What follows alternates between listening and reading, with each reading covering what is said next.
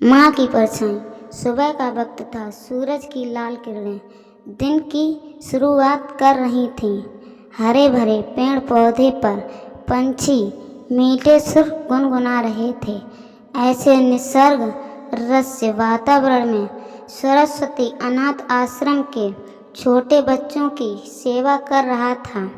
तभी कभार शायद माँ का प्यार कम पड़ जाए, लेकिन इस आश्रम के बच्चों के मिलने वाले प्यार में कभी कमी नहीं आती थी। सूरज की कोमल धूप में मात्र 15 से 16 साल की एक पीहू सूरज को एकटक निहार रही थी। तभी उतरने में उसे एक ख्याल आया। सूरज जैसे ही ढलता जाता है, वैसे ही परछाइयों को पीछे छोड़ता जाता है और पीछे छूटी हताश परछाई फिर से उगते हुए सूरज की राह देखते हुए रोती रहती है। इस विचार से पीहू के मन में भर आया और वह अपनी माँ की याद आई। तभी वह अपनी मन ही मन माँ से बोलने लगी, माँ, तुझे याद नहीं कि मेरे पापा मुझे छोड़कर कब भगवान के पास चले गए?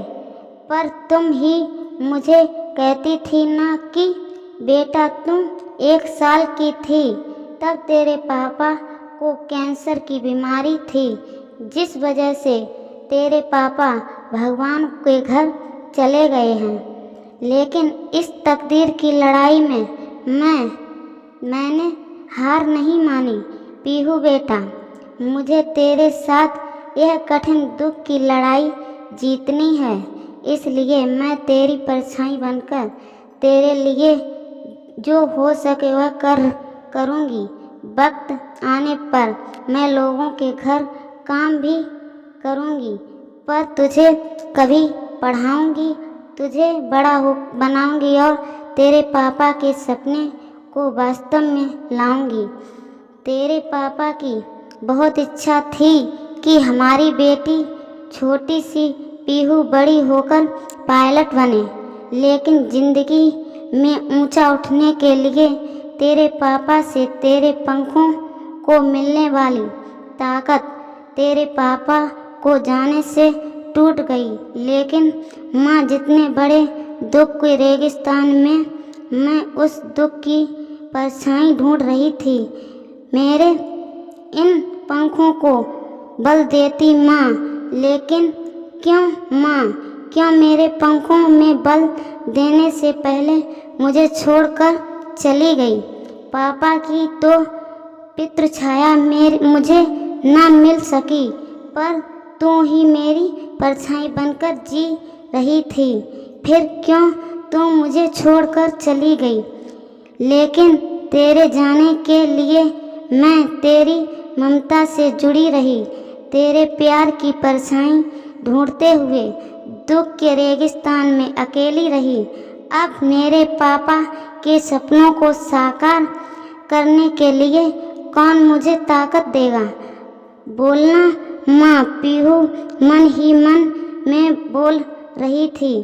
तभी उतने में प्यार में ममता से भरी लड़का लड़कियों की बर्ताव करने वाली सीमा मैडम ढूंढते हुए पीहू को देखने आई और प्यार से बोली, बेटा, क्या हुआ, क्यों रो रही हो?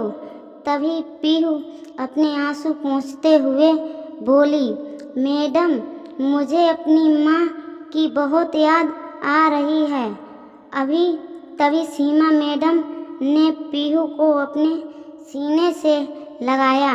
वह बोली, देखो पीहू बेटा, ऐसे नहीं रोते। मुझे पता था कि तुम्हारी माँ तुम्हारे लिए प्यार का ममता की परछाई थी, लेकिन उसे भी भगवान ने ले लिया है। पीहू, जिंदगी और मौत किसी के बस में नहीं होती।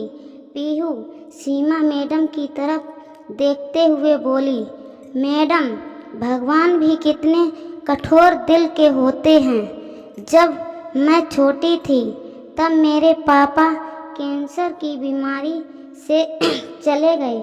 जब मैं अभी कोरोना में कल मेरी माँ की बेस्ट फ्रेंड रमा आंटी दिन के लिए हमारे घर आई, तभी माँ को कोरोना हो गया और मेरी माँ गुजर गई।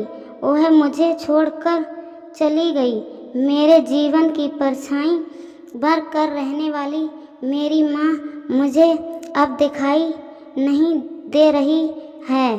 पीहू की यह अवस्था देखकर सीमा मैडम की आंखें भर आईं।